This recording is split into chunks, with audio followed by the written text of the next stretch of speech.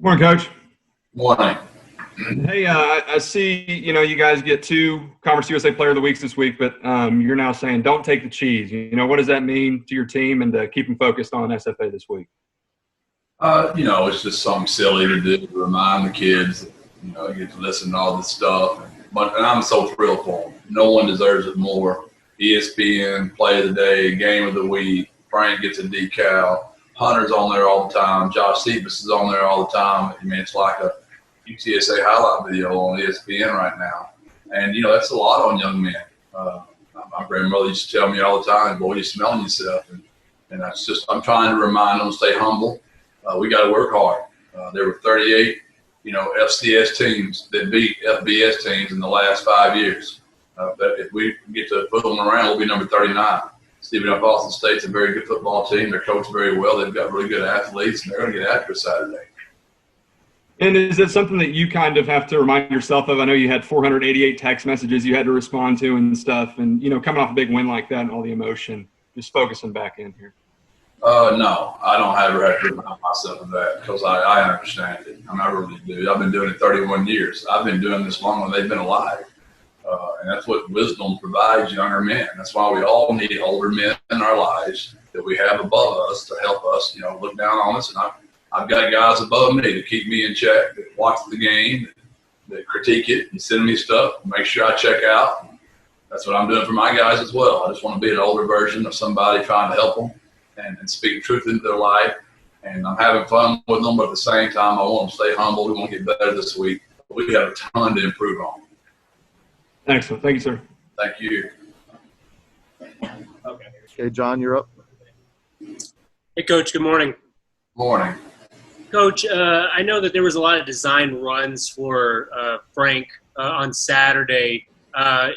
With his past injury history, do you kind of worry about maybe decisions he might make when he runs the ball, or do you try to hold him back a little bit sometimes just to make sure that, he isn't, getting in those kind of situations again, when they present themselves? No, we don't. No, you can't coach or play that way, or you'll get hurt for sure. So a lot of those are not design runs. It's what the defense gives us. It's read option. So it just depends on how the defense plays it. If they don't play us, we'll hand the ball off. And if they play the running back, he'll pull it. So we only call, maybe that we call quarterback draw once. It might be the only time we actually had a design run for him. The rest of them were just him reading the play. You can't play that way or coach that way. Now, you have to understand every kid's skill set. He's not a guy you want to bang up in there 35 times. Each kid has their own skill set, and you want to do what each kid does well. Did he kind of do everything you expected him or wanted him to do on Saturday in the sense of just the little things, mainly just taking care of the football? Yeah, he was fantastic. We had 4 penalties total on offense. One of them was for a wide receiver stepping out of bounds and coming back. That's a freak. One of them was kind of on me for not being, very decisive, whether I was going to try to go to overtime or not. I got to delay the game there. We had a holding penalty that was legit, and I don't even remember what the 4th penalty was. We had 0 turnovers, 1 pre-snap penalty on offense for a bunch of kids that got no spring ball, no summer, and went out there and pulled that off in some really excruciating heat. It was hot out there. I know you mentioned conditioning was obviously an issue, especially when you're dealing with the heat. Now you're in a 72-degree climate in the Alamo Dome. Do you expect that not to be as much of an issue this week? Well, we played really good for one half. The question is, how long can we put together that kind of effort? Can we get to the 4th quarter this week? Can we play all 4 quarters?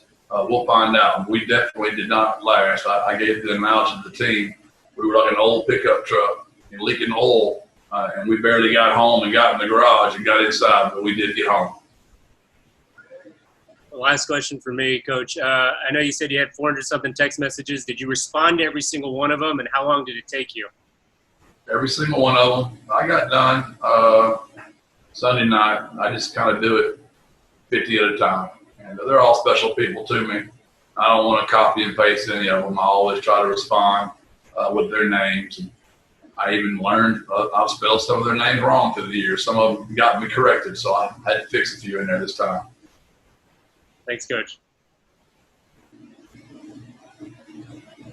Okay, Greg, you're up. Jeff, what do you expect the atmosphere in the Alamo Dome to be like this week, given some of the precautions and how they're handling fans and all of that? I really don't know. We're going to try to control what we can control. If I'm a fan and I saw this team, I'd want to go watch them. I mean, who couldn't root for those guys? They're unbelievable people.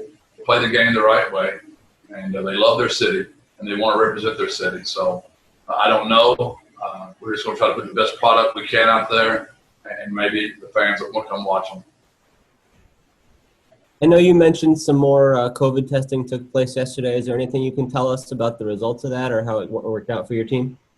We passed all of them. We're 100%. So we're now, that's 4 tests in a row. We've been 100%. So we're excited about that. Really bragged on them. They did a great job of social distancing. They had their mask on. I'm just proud of them. I mean, I told Jake Spavital before the game, both teams deserve some type of moral victory just for getting here. And wasn't this weekend great? I mean, I know it wasn't what it used to be, but it's a whole lot better than what it's been. And just NFL football, college football, so many great games.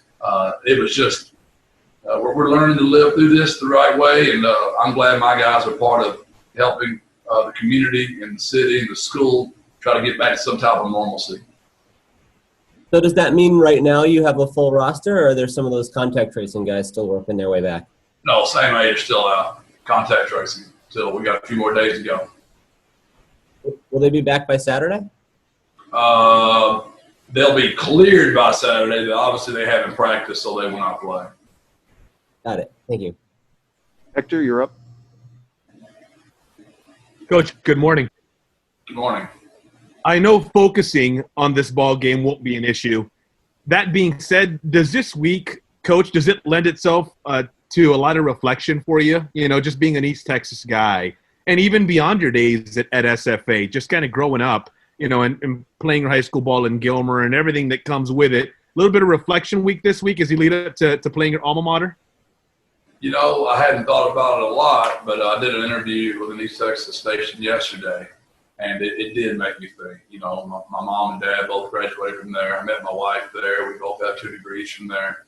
My other brother went to school there. And when, you know, I was just a little country kid, wanted to coach some football. And when you want to coach ball, you know, and you want to be a school teacher, you go see me up Boston State. I thought I was going to the largest city in America, you know, going to Nacogdoches from Gilmer. So it just to reflect and see where my career is now and what the Lord has done with me. There's no doubt I've done a little bit of that. But at the end of the day, this is about my players and my assistant coaches and this great university and city. And we want to go represent that. Coach, a follow-up to that. Is it safe to assume, I know you played at Gilmer, is it safe to assume that you were one of those kids growing up that wanted to play football when you grew up, or if not, had to be around the game somehow? No doubt. You know, I was not a great player. I was a good player. I played really hard, ultra competitive. I was too competitive, to be honest. Sometimes our greatest strength is our greatest weakness, and that would probably be mine. So I'm too competitive at times, and it's just I just never want to do anything else. Even the whole way through, you can look at my high school, you know, yearbook, and there's a little section in there that says, "Where are you going to be in 10 years?"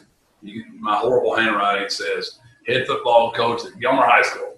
Well, I didn't make it. I was at 12 years after high school. But, you know, it's just a simple kid raised by some good people and wanted to help kids. I've always wanted to help kids. It's always been my strength. It's always been my gift. Probably not so good with adults, but really good with children. I noticed shortly after Saturday's ball game that Frank tweeted, "Congratulations on Coach Traylor's first win," and he tweeted at you. Can you speak to how that resonates and what that means to you when you see your guys doing things like that for you? Yeah, they're why I do what I do. I mean, most kids are special. He believed in me way early. I don't know why he did, but he did. And I'll always be grateful. My first quarterback at Gilmer, his name's Olin Johnson. He believed in me very early in my career and got me where I am today. He's currently coaching in Gilmer and sent me an amazing text before the game. And, those are the reasons I do it. Those 488 texts, at least 300 of them were players. And that's why it means a lot to me. Coach, one more for me, and then I'll stop hogging you. Can we assume that there's going to be a decent contingency of Traylor family and friends at the? I mean, I know there's social distancing and it's not to capacity, but can we assume there's going to be a good number of the Traylor folks there on Saturday? My dad's not doing real good right now. He just got out of surgery, so my mom and him won't be able to make it. He's going to be fine. He'll pull through. So it won't be all of them, but there'll be a few of them down here. They showed up in San Marcos as well. They were that loud group up there, so we're a pretty close group. And I'm tired. You can tell it's been a long weekend. Thank you so much for your time, Coach. Hey, Caleb, did you have a question for Coach? Yes. Hey, Coach. Caleb with KLTV back here in East Texas. Just about kind of piggybacking off the last one, the Traylor family in the stand. You will have your brother on the sideline. What's that meant to have him, come on board with you this year? Y'all just trying to make me cry a bunch today. It was one of the best parts about the day. I didn't have a chance to reflect much, but him and Coach Lunny both sent me their boys watching that game together live when Hunter made that kick. Those kids have given up a lot. Cole, and Will, and Allie, and Riley to move right in their high school years. And of course, Barry leaving the state of Arkansas, where he's basically a god up there, and for Luke and Levi to come down here. And Bernie's been fantastic with those kids, man. I couldn't have put a better place to put those children. I'm so grateful to the administrators and the teachers at Bernie, how they made our kids feel. But watching those four boys go crazy when Hunter made that kick, that was special. And then just two more questions for you. You talk about all these text messages you got. Any of them from Coach Carthel, and how have those texts between you and him gone this week? I love Colby.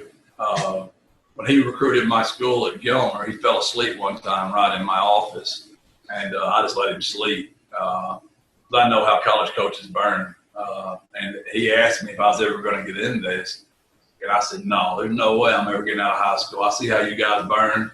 And there's no way I want to get that frantic of a pace. And he still teases me that now I'm the one falling asleep when he texts me and calls me because I'm burning at both ends. And he goes now. He is a go-getter. He recruits hard. He coaches hard. His kids will show up and play Saturday. And we couldn't have a better guy coaching our alma mater, Stephen F. Austin State, than Colby Carthel. And final question I have for you, talk about the Jacks. What challenges are they going to present for your guys, on the field after you've looked at their one game of tape? They're so athletic. He's done a really good job. They've got 4 defensive tackles that weigh around 300 pounds. They rotate them. They're physical. They've got athletic defensive ends. They just got some talent on defense. They come after you. They're not scared to coach. They come after you. Offensively, the quarterback does a really good job. Their line's a lot better. They've improved. They went and got junior college tackles that are massive. They've got good running backs. They've got a good scheme. They're coached well. And special teams, Colby's done it forever. He's going to be very aggressive in the teams. He's not afraid to coach. Colby's not scared. He's not scared to coach. And they'll give us all we can handle Saturday. And this will be the only time I'm not rooting for him this Saturday. Thank you, Coach. All right, thanks, everyone. We'll get players in there.